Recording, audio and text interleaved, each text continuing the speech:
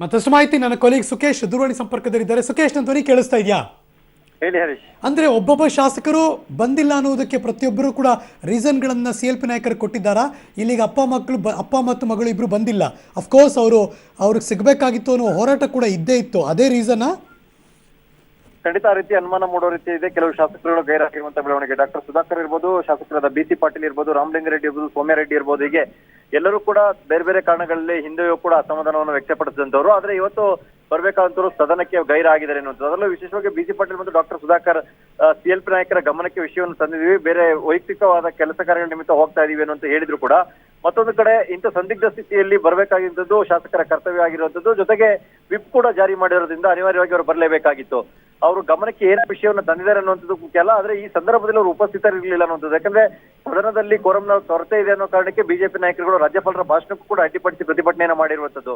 ಹಾಗಾಗಿ ಈ ಸಂದರ್ಭದಲ್ಲಿ ಹಾಜರಿರಬೇಕಾದ ಶಾಸಕರು ಗೈರಾಗಿರುವಂಥದ್ದು ಮತ್ತು ಅವರೆಲ್ಲರೂ ಕೂಡ ಅಸಮಾಧಾನವನ್ನು ಹೊಂದಿದ್ದಂತ ಶಾಸಕರಾಗಿದ್ದರೆ ಅದು ಸಾಕಷ್ಟು ಗಂಭೀರವಾಗಿದ್ದು ಮತ್ತು ಸಾಕಷ್ಟು ಬೆಳವಣಿಗೆಗಳು ಏನಾಗಬಹುದು ಅಂತ ಕುತೂಹಲ ಮೂಡಿಸುವಂತ ಬೆಳವಣಿಗೆ ಕೂಡ ಇದೆ. ಹೌದಾ ಹರೀಶ್? ಸುಖೇಶ್, ಸದನದೊಳಗಡೆ ನಡೀತಿರುವಂತ ಬೆಳವಣಿಗೆ ನೋಡ್ತಿರ್ಬೇಕಾದ್ರೆ ನಂತರನೇ ಕೋಟ್ಯಾಂತರ ಕನ್ನಡಿಗರು ಪಬ್ಲಿಕ್ ಟಿವಿ ನೋಡೋರ್ಗೆ ಒಂದು ಪ್ರಶ್ನೆ ಕಾಡಿರುತ್ತೆ, ಇಷ್ಟೆಲ್ಲದರ ನಡುವೆ ಹೆಂಗೆ ಸಿದ್ದರಾಮಯ್ಯವರು ಮತ್ತು HD ಕುಮಾರಸ್ವಾಮಿ ಅವರು ನಗ್ನಗ್ತಾನೆ ಆರಾಮವಾಗಿದ್ದಾರಲ್ಲ ಅಂತ? ಅಂದ್ರೆ ಅವ್ರಿಗೇನು ಟೆನ್ಷನ್ ಇಲ್ಲ ಅಂತನಾ? ಒಂದು ಹಾಟ್ ನೋಡಕ್ ಹೋದ್ರೆ ಹರೀಶ್, ಇವತ್ತಿನ ದಿನ ಆಗ್ಲಿ ಬಜೆಟ್ ಮಂಡನೆ ದಿನ ಆಗ್ಲಿ ಅಷ್ಟು ಪ್ರಮುಖವಾದ ದಿನ ಅಲ್ವೇ ಅಲ್ಲ. ಬಜೆಟ್ ಅನುಮೋದನೆ ಆಗುವಂತ ಸಂದರ್ಭದಲ್ಲಿ ಸಂಖ್ಯಾಬಲ ಬೇಕಾಗುತ್ತೆ, ಆ ಸಂಖ್ಯಾಬಲದ ಆಧಾರದ ಮೇಲೆ ಬಜೆಟ್ ಅನುಮೋದನೆ ಆಗುತ್ತೆ.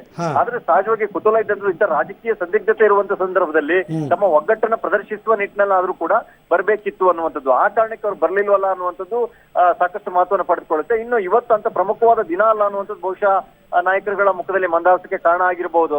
ಅಂದ್ರೆ ನಾವು ತಕ್ಕ ಮಟ್ಟಿಗೆ ಬಂದಿದ್ದಾರೆ, ಒಂದಷ್ಟು ಜನ ಬರ್ದೇ ಇದ್ರು ಕೂಡ ಪರವಾಗಿಲ್ಲ, ಮುಂದಿನ ದಿನಗಳಲ್ಲಿ ಬರ್ತಾರೆ ಅನ್ನುವಂಥದ್ದು. ಆದ್ರೆ ರಾಜಕೀಯ ವಾತಾವರಣಕ್ಕೆ ಪ್ರಸ್ತುತ ರಾಜಕೀಯ ಪರಿಸ್ಥಿತಿಯ ಕಾರಣಕ್ಕಾಗಿ ಮಾತ್ರ ಅದು ಮಹತ್ವವನ್ನು ಪಡೆದುಕೊಳ್ಳುತ್ತಾರೆ. ಹೊರನೋಟಕ್ಕೆ ಸಮ್ಮಿಶ್ರ ಸರ್ಕಾರದ ಭಾಗವಾಗಿರೋ ಕಾಂಗ್ರೆಸ್ ಮತ್ತು JDSನವರು ಮಾಧ್ಯಮಕ್ಕೆ ಈಗಲೂ ವಿಧಾನಸೌಧ ಮುಂದೆ ಮಾತಾಡಬೇಕಾದ್ರೆ ಕೂಲ್ ಆಗಿ ರಿಯಾಕ್ಟ್ ಮಾಡ್ತಾರೆ, ಏನು ಮಾಡ್ಕೊಳಕ್ ಆಗಲ್ಲ ಅಂತ ರಿಯಾಕ್ಟ್ ಮಾಡ್ತಾರೆ. ಇನ್ನೊಂದು ಕಡೆ BJPಯವರು ನೇರ ವಾಗ್ದಾಳಿ ನಡೆಸ್ತಾರೆ, ಅವಿಶ್ವಾಸ ಎಷ್ಟು ಮಟ್ಟಿಗಿದೆ ಅಂತ ಅವರು ಕೂಡ ವಾಗ್ದಾಳಿ ನಡೆಸ್ತಿದ್ದಾರೆ. ಆದ್ರೆ ಅಂಡರ್ ಕರೆಂಟ್ ಒಳಗಡೆ ಏನ್ ನಡೀತಾ ಇದೆ ಈಗ? ಮೊದಲೇ ಏನು ಸದನದಿಂದ ಹೊರಗೆ ಯಾವ ರೀತಿಯ ವಾತಾವರಣ ಇತ್ತು, ಬಹುಶಃ ಸದನದ ಒಳಗೂ ಅದೇ ರೀತಿಯ ವಾತಾವರಣ ಮುಂದುವರೆದಿದೆ ಅಂತ ಹೇಳ್ಬೋದು. ಒಂದು ಕಡೆಯಿಂದ ಕಾಂಗ್ರೆಸ್ ಮತ್ತು JDS ನಾಯಕರು ಕೂಡ ನಮ್ಗೆ ಯಾವುದೇ ಸಮಸ್ಯೆ ಇಲ್ಲ, ನಮ್ಮ ಶಾಸಕರು ನಮ್ಮ ಕೈಲಿದ್ದಾರೆ, ಇದು ಬರೀ ಊಹಾಪೋಹ ಅನ್ನುವಂತ ಮಾತನ್ನ ಹೇಳ್ತಾ ಇದ್ರು. ಅಲ್ಲಿ ಬಹುತೇಕ ಒಂದು 6-7 ಜನರನ್ನ ಹೊರತುಪಡಿಸಿ ಉಳಿದವರು ಬಂದಿದ್ದಾರೆ ಅನ್ನುವಂಥದ್ದು ಬಹುಶಃ ಅವರ ಕಾನ್ಫಿಡೆನ್ಸ್ ಇರ್ಬೋದು.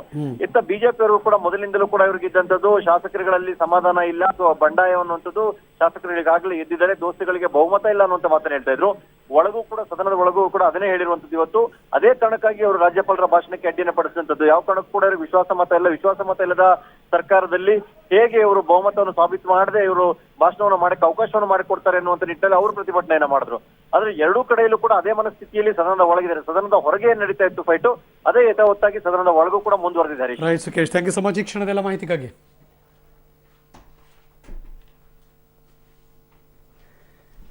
ಓಕೆ, ಒಂದು ಕಡೆ ಅಧಿವೇಶನ ಮೊದಲ ದಿವಸ ಇವತ್ತು 10 ಮಂದಿ ಶಾಸಕರು ಗೈರಾಗಿದ್ದಾರೆ. ಅದರಲ್ಲಿ 7 ಮಂದಿ ಕಾಂಗ್ರೆಸ್ನವರು, 2 ಪಕ್ಷೇತರರು ಮತ್ತು 1 JDSನ ಶಾಸಕರು ಗೈರಾಗಿದ್ದಾರೆ.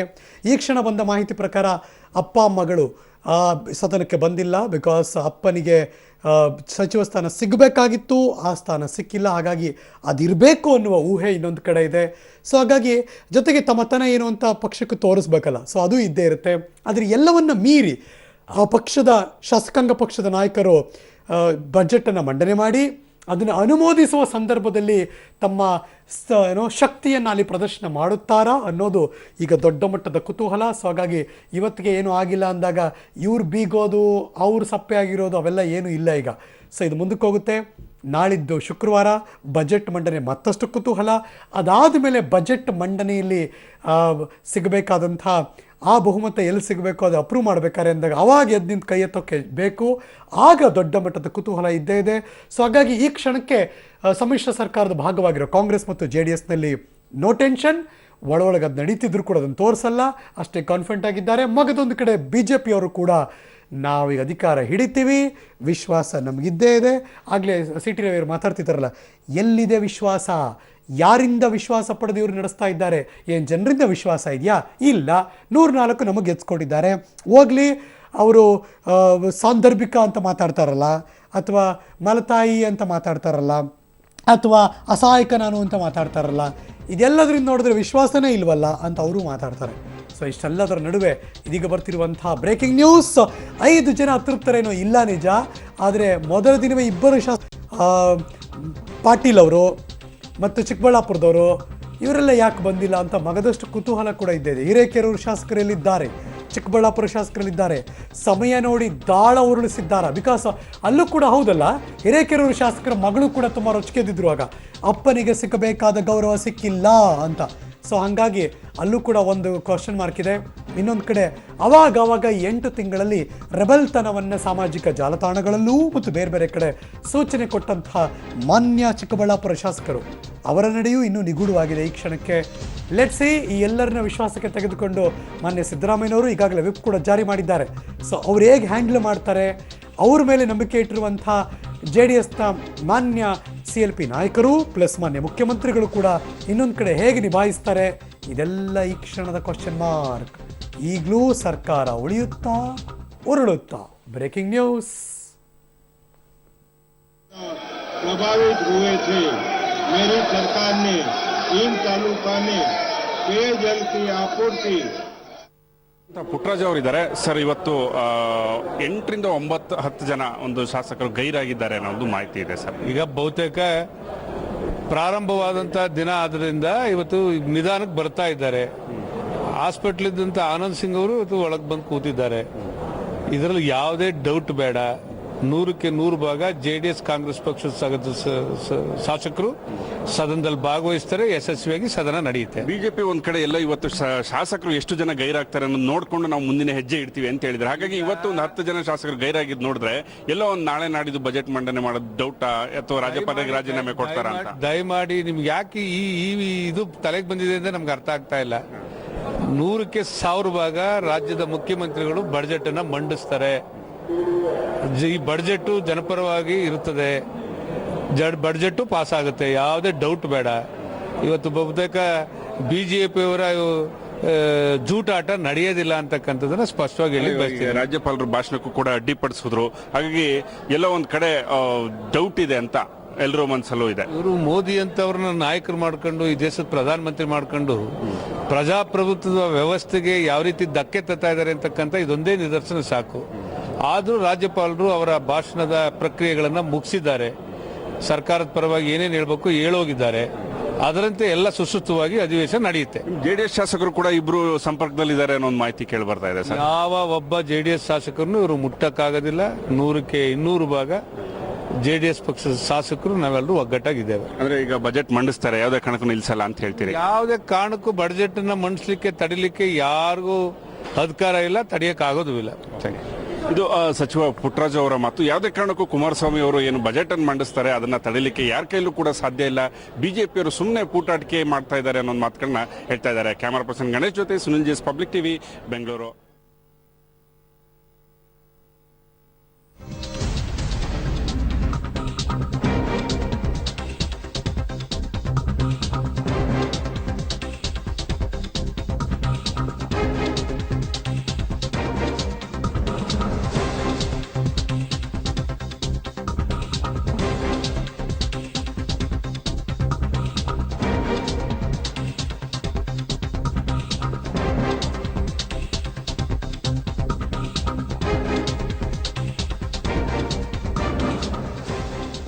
ನಿಮಗೆ ನೆನಪಿರ್ಬೇಕಲ್ಲ, ಒಂದು ವಾರನೋ 2 ವಾರದ ಹಿಂದೆ ಯಡಿಯೂರಪ್ಪನವರು ಹರಿಯಾಣದಿಂದ ವಾಪಸ್ ಬಂದ ಮೇಲೆ ಈ ಸ್ಟೇಟ್ಮೆಂಟ್ ಕೊಟ್ಟಿದ್ರು, ನಾವು ಆಪರೇಷನ್ ಕಮಲ ಮಾಡಲ್ಲ, ಅವ್ರ ಪಾಡ್ಗೆ ಅವ್ರ ಬಜೆಟ್ ಮಂಡಿಸ್ಲಿ, ನಾವು ಈಗ ಬರ ಪರಿಸ್ಥಿತಿ ಅನಲೈಸ್ ಮಾಡೋಕ್ಕೆ ಹೊರಡ್ತಾ ಇದ್ದೀವಿ, ಏನು ಮಾಡಲ್ಲ ಅಂತ. ಈಗ ಕಾಂಗ್ರೆಸ್ನವ್ರು ಅದನ್ನೇ ಹಿಡ್ಕೊಂಡಿದ್ದಾರೆ.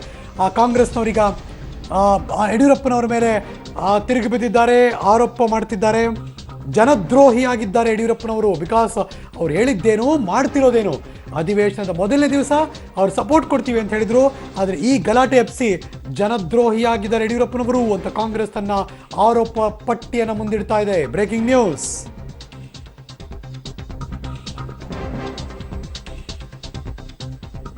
ಎಸ್, ಗಲಾಟೆ ಮಾಡಿ ಜನದ್ರೋಹಿ ಇದ್ದಾರೆ ಯಡಿಯೂರಪ್ಪನವರು ಅಂತ ಕಾಂಗ್ರೆಸ್ನವರ ಆರೋಪ ಇದು. ನೀವು ಕೆಲವೇ ಹೊತ್ತಿನ ಮುಂಚೆ ನೋಡಿದ್ರಲ್ಲ, ರಾಜ್ಯಪಾಲರ ಭಾಷಣ ಶುರುವಾಗುತ್ತಿದ್ದ ಹಾಗೆಯೇ ಎಲ್ಲ 102, 101 BJPಯ ಶಾಸಕರೆಲ್ಲರೂ ಕೂಡ ಬಂದಿದ್ದರು.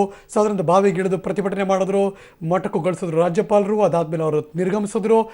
ಇದಕ್ಕೆ ಕಾಂಗ್ರೆಸ್ನವರೀಗ ಆರೋಪ ಮಾಡ್ತಿದ್ದಾರೆ. ಯಡಿಯೂರಪ್ಪನವರು ಮೊನ್ನೆ ಸ್ಟೇಟ್ಮೆಂಟ್ ಕೊಟ್ಟರು ಧವಳಗಿರಿಯ ಮುಂದೆ ನಿಂತ್ಕೊಂಡು, ನಾವು ಯಾವುದೇ ರೀತಿಯ ಆಪರೇಷನ್ ಕಮಲ ಮಾಡ್ತಿಲ್ಲ, ಬಜೆಟ್ ಅವ್ರು ಮಣ್ಣೆ ಮಾಡಲಿ, ನಾವು ಪೂರ್ಣ ಸಪೋರ್ಟ್ ಕೊಡ್ತೀವಿ, ನಮ್ಮ ಕೆಲಸ ಏನೋ ಜನರ ಜೊತೆ ಇರೋದು, ನಾವೀಗ ಬರ ಪರಿಸ್ಥಿತಿಗೆ ಓಡ್ತಾ ಇದ್ದೀವಿ ಜಿಲ್ಲಾವಾರು ಅಂತೆಲ್ಲ ಹೇಳ್ತಿದ್ರು. ಅವ್ರು ಹೇಳ್ತಿರೋದೇ ಬೇರೆ, ಅವ್ರು ಮಾಡ್ತಿರೋದೇ ಬೇರೆ. ಜನಹಿತಕ್ಕೋಸ್ಕರ ಬಡ್ಜೆಟ್ ಮಾಡೋಕ್ಕೆ ಈ ಅಧಿವೇಶನ ಕರೆದಿದ್ದೀವಿ, ಜನದ್ರೋಹಿಯಾಗಿದ್ದಾರೆ ಗಲಾಟೆ ಮಾಡಿ ಯಡಿಯೂರಪ್ಪನವರು ಅಂತ ಕಾಂಗ್ರೆಸ್ ಆರೋಪ ಮಾಡ್ತಿದ್ದಾರೆ. ಆನಂದ್ ಸಿಂಗ್ ಅವರು ನಮ್ಮ ಜೊತೆಗಿದ್ದಾರೆ, ಮಾತಾಡ್ಸೋಣ. ಸರ್, ಹೇಗಿದೆ ನಿಮ್ಮ ಆರೋಗ್ಯ ಸರ್? Arun, yes sir. ಚೆನ್ನಾಗಿದ್ದೀನಿ. ಚೆನ್ನಾಗಿದೆ. ತುಂಬಾ ಪೆಟ್ಟಾಗಿತ್ತಾ? ಹೆಂಗೆ? ಸ್ವಲ್ಪ ಇಲ್ಲಿ 3-4 ನಲ್ಲಿ ಮೈನರ್ ಕ್ರ್ಯಾಕ್ ಇದೆ. ಅಂದ್ರೆ ಕ್ಯೂರ್ ಆಗುತ್ತೆ. ಕ್ಯೂರ್ ಆಗುತ್ತೆ. ಸ್ವಲ್ಪ ವಾಯ್ಸ್ ಸ್ಲೋ ಐತೆ, ಮಾತಾಡಕ್ ಆಗ್ತಾ ಇಲ್ಲ, ಕಷ್ಟ ಇದೆ. ಸೊ ಈಗ ಗಣೇಶ್ ಅವ್ರು ಏನಾದ್ರು ಮಾತಾಡೋ ಪ್ರಯತ್ನ ಮಾಡಿದ್ರ ನಿಮ್ಮನ್ನ? ಇಲ್ಲ, ಯಾರು ಬಂದಿಲ್ಲ. ಕೇಸ್ ನೀವು ಏನಾದ್ರು ವಾಪಸ್ ತಗೊಳ್ಳುವಂತದ್ದು ಏನಾದ್ರು ಇದೆಯಾ? ಇಲ್ಲ, ನನ್ನ ಮಗಳು ನನ್ನ ಹೆಂಡತಿ ಬೇಡ ಅಂತಾರೆ. ತಗೊಳ್ಳೋದು ಬೇಡ ಅಂತ? ನಮ್ಮಪ್ಪ ಅವರೆಲ್ಲ ಬೇಡ ಅಂತಾರೆ. ಓಕೆ, ಈಗ ನೀವು ಬಜೆಟಿಗೂ ಬರುವಂತದ್ದು ಏನಾದ್ರು ಇದೆಯಾ ಸರ್? ಯಾವಾಗ ಹೇಳ್ತೀರಿ ಅವಾಗ ಬಾ ಅಂತ ಹೇಳಿದ್ದಾರೆ. ನಾನು ಅವಾಗ ಬರ್ತೀನಿ. ಡಾಕ್ಟರ್ ಹೇಳ್ತಾ ಇರೋದು ರೆಸ್ಟ್ ತಗೊಳ್ಬೇಕು ಅಂತ ನೀವು? ನನಗೆ ಹೇಳಿದ್ರು. ನನಗೆ ಹಾಸ್ಪಿಟಲ್ ಇರಕ್ ಆಗ್ತಾ ಇಲ್ಲ, ಅದಕ್ಕೋಸ್ಕರ ಡಿಸ್ಚಾರ್ಜ್ ಆಗ್ಬಿಟ್ಟೆ ನಿನ್ನೆ, ಯಾರಿಗೂ ಹೇಳಾರ್ದಂಗೆ. ಅವ್ರ ಕುಟುಂಬದವರು ನಿಮ್ಮನ್ನ ಸಂಪರ್ಕ ಮಾಡಿಲ್ವಾ? ಅಥವಾ ಕ್ಷಮೆ? ಇಲ್ಲ, ಯಾರು ಬಂದಿಲ್ಲ, ನನ್ನ ಹತ್ರ ಯಾರು ಬಂದಿಲ್ಲ. ಯಾರು ಕ್ಷಮೆ ಕೇಳುವಂತ ಪ್ರಯತ್ನ ಮಾಡ್ಲಿಲ್ವಾ? ಇಲ್ಲ, ಏನ್ ಪ್ರಯತ್ನ ಮಾಡೋರು, ಆದ್ರೆ ನನ್ನ ಹತ್ರ ಬಂದಿಲ್ಲ ಯಾರು. ನಿಮ್ಮ ಕುಟುಂಬಸ್ಥರನ್ನ ಸಂಪರ್ಕ ಮಾಡಿ ಕ್ಷಮೆ ಕೇಳೋದು? ಇಲ್ಲ, ಹಂಗೆ ಯಾರು ನನ್ಗೇನು ಹೇಳಿಲ್ಲ. Okay sir, thank you sir.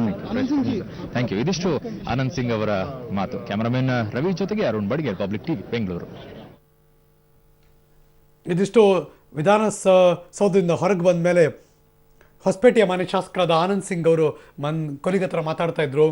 ಇನ್ನೂ ಸ್ವಲ್ಪ ನೋವಿದೆ, ಲೈಟಾಗಿ ಕ್ರ್ಯಾಕ್ ಇದೆ, ಡಾಕ್ಟರ್ ರೆಸ್ಟ್ ತಗೊಳಕ್ಕೆ ಹೇಳಿದ್ದಾರೆ. ಫಸ್ಟಿಲ್ಲಿ ಇವತ್ತು ಕರೆದ್ರು, ಹಾಗಾಗಿ ಬಂದೆ, ಮತ್ತು ಯಾವತ್ತು ಕರೀತಾರೆ ಅವಾಗ ಬರ್ತೀನಿ ವಾಪಸ್ ನಾನು ಅಂತ ತಮ್ಮ ಇರುವಿಕೆಯನ್ನು ಈ ಮೂಲಕ ಕಾಂಗ್ರೆಸ್ ಪಕ್ಷದ ಜೊತೆ ನಾನು ಇದ್ದೀನಿ ಅನ್ನೋದನ್ನು ಹೊಸಪೇಟೆ ಕ್ಷೇತ್ರದ ಶಾಸಕರು ಪಬ್ಲಿಕ್ ಜೊತೆ ಮಾತಾಡ್ತಾ ಇದ್ರು. ಜೊತೆಗೆ ಕಂಪ್ನಿ ಶಾಸಕ ಅವರದೇ ಪಕ್ಷದ ಶಾಸಕರು ಗಣೇಶ್ ಅವ್ರ ಮೇಲೆ ಏನು ಕಂಪ್ಲೇಂಟ್ ಕೊಟ್ಟಿದ್ರು ವಾಪಸ್ ತಗೊಳ್ಳಲ್ಲ, ನನ್ನ ಹೆಂಡತಿ ಮಗಳು ಬೇಡ ಅಂತಿದ್ದಾರೆ, ಸೊ ತೊಗೊಳ್ಳಲ್ಲ, ಯಾರು ಕನ್ವಿನ್ಸ್ ಮಾಡೋಕ್ಕೆ ಬಂದಿಲ್ಲ, ಬಂದಿದ್ದಾರಲ್ಲ ಗೊತ್ತಿಲ್ಲ, ನನ್ನ ಹತ್ರಕ್ಕಂತೂ ಯಾರು ಬಂದು ಮಾತಾಡಿಲ್ಲ, ಎಲ್ಲವನ್ನು ಕೂಡ ಮಾತಾಡ್ತಿದ್ರು ಹೊಸಪೇಟೆ ಶಾಸಕರು ಆನಂದ್ ಸಿಂಗ್ ಅವರು.